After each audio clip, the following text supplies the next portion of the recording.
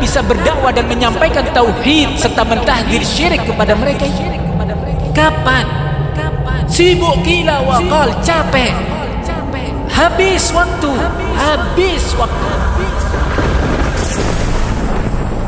Hati-hati tadi yang namanya al-hawa. Wala tattabi'il hawa fayudillaka an sabilillah. Jangan sekali-kali engkau mengikuti bisikan dan ajakan hawa nafsu. Sungguh itu pasti akan menyesatkan kamu dari jalan agama Allah. Sakit hati karena anak-anak ini kan memang kadang jadi fitnah bagi kita yang berharap mereka sholihin, tetapi Allah sudah menyatakan inna min azwajikum wa auladikum aduwan lakum. Sesungguhnya ada di antara istri-istri kalian dan anak-anak kalian musuh kalian di situ.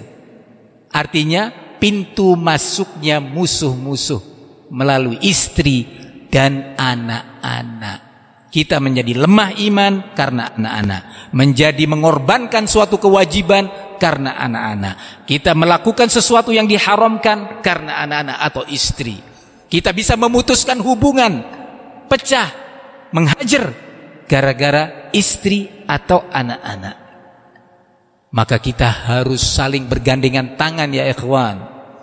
Untuk menghadapi hawa nafsu kita, kita harus bergandengan tangan dan saling menguatkan untuk menghadapi syaitan. Sampaikan ini kepada para istri kita.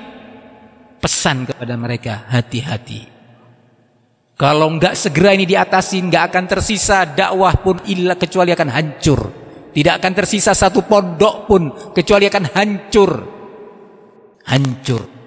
Baik hancurnya secara hissi, yang kasat mata, jadi kosong, enggak ada lagi yang belajar, atau secara maknawi, ada pendidik dan murid-muridnya, penghuninya, tapi secara maknawi mereka centang perenang, tercerai-berai. Lu apa ada? Nah ada itu mahat-mahat jumhur.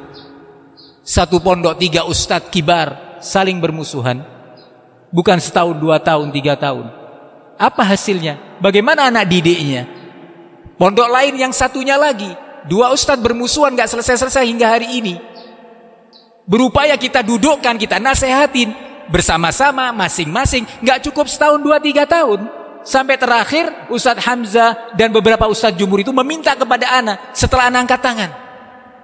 Tolong Ustadz, tolong sekali lagi Ustadz, sekali lagi. Ini sudah mungkin tahun ke-6 atau ke-7.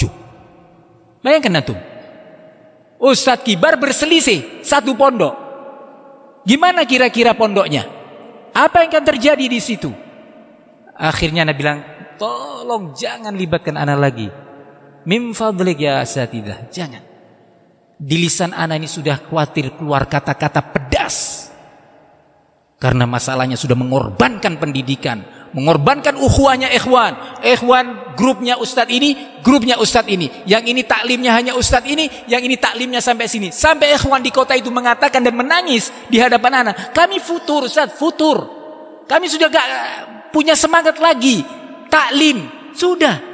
Khutbah hari raya dijadikan bagian daripada untuk menyindir yang ini, yang itu. Sampai kami mengatakan, kami Ustadz sholat hari raya pakai baju baru, gembira, mendengarkan khutbah Ustadz kita, sindir-sindir. Bayangkan antum, ukhuwah yang semu ini. Ketika jumpa di hadapan ana, semuanya tertawa, baik, Masya Allah, khair, ini, itu. Semu semuanya. Anak sekali menolak, anak bilang jangan. Tolong Ustaz, tolong. Akhirnya dia bilang, "Baik. Anak penuhin." Sekarang juga selesai rapat. Anak lupa rapat asyariah atau rapat apa waktu itu. Di kamar. Jam 12 malam atau jam 1 malam kita udah capek.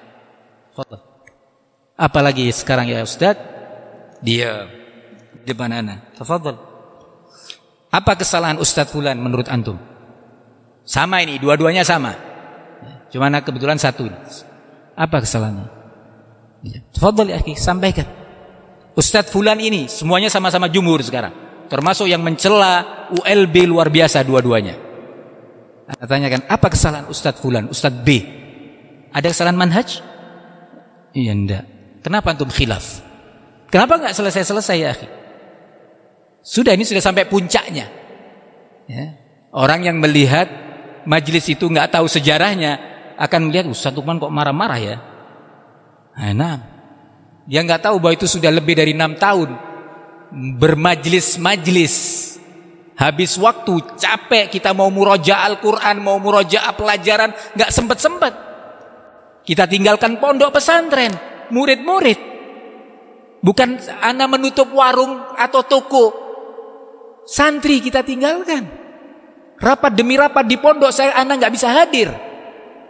Maka puncaknya marah, karena tidak menghormati dakwah, tidak menghormati salafiyah. Urusan-urusan remeh. Kenapa bangunan itu makshof kok di situ? Kenapa itu si fulan pengurusnya yang ini enggak yang itu? Kenapa itu dikeluarkan? Kenapa itu? Anda bilang ini masalah manhaj. Bukan, iya. Kenapa antum khilaf? Murid-murid ulama. Kenapa? Bukan lulusan pondok pesantren loh, murid-murid ulama. Berselisih. Barakallahu fikum. Ini semua akibat hududun nafas. Prinsip-prinsip salafiyah dilupakan. Prinsip ukhuwah, prinsip bahwa perpecahan itu adalah bid'ah dan bahwasanya persatuan itu adalah sunnah. Lebih parahnya ada wala wal bara. Ustadz yang ini punya pengikut, tidak mau taklim di ustadz yang itu. Gimana ini? Satu pondok sesama ahli sunnah, yang ini juga demikian. Hubungan jadi retak. Oh, ini pengikutnya ustadz itu. Assalamualaikumnya nggak enak. Kalau sama-sama temennya, assalamualaikum ahlan ya akhi. Giliran yang sama itu, salam. Kadang nggak salam. Apa demikian salafiyin? Salafiyah mengajarkan demikian, ulama kita mengajarkan demikian. La. Wallahi ya salafiyin, haram kepada kita semuanya mengorbankan ma'had, mengorbankan pendidikan, mengorbankan dakwah sampai kita nggak bisa mikir, nggak bisa lagi konsentrasi untuk menunjukkan kepada umat tentang bahayanya kesyirikan di dunia dan bahayanya kesyirikan di akhirat. Ana masih ingat dulu kita punya kajian di masjid mana, entah tahun berapa ana lupa. Ya. Ketika ana bainal maghrib wal isya, intinya ceramah itu berbicara tentang tauhid dan bahayanya syirik. Menyinggung masalah doa ke kuburan, menyinggung masalah jimat, masalah dukun. Tiba-tiba sambil menunggu qomat, menunggu iqamatus shalah, salah satu yang hadir di Kendari ini kejadian, mendekat ke ana, di sebelah ana, terus dia menyampaikan assalamualaikum Ustaz. Belum dia berbicara, dia meneteskan air matanya. Bapak itu tadi yang Ustaz sampaikan tentang perdukunan, gara-gara dunia, gara-gara warisan, gara-gara saya ikut melakukannya. Terus nunduk dia. Nggak kasihan sama orang-orang seperti itu? Kapan kita bisa berdakwah dan menyampaikan tauhid serta mentahdzir syirik kepada mereka itu? Kapan? Sibuk kila waqal, capek. Habis waktu. Sejak dulu masa jumhur, ana itu sedih ketika dikirimin data-data tentang saudaranya, laporan-laporan tentang saudaranya satu pondok. Sedih ana baca. Sedih. Tapi ana harus baca. Ingin berta'awun, ingin saling menguatkan, ingin bareng-bareng menyelesaikan problem. Habis waktu sedih. Ya Daud, inna ja'alnaka khalifatan fil ardi fahkum bainan nasi bil haqq wa la tattabi'il hawa fayudillaka an sabilillah. إن الذين يضلون عن سبيل الله لهم عذاب شديد بما نسوا يوم الحساب.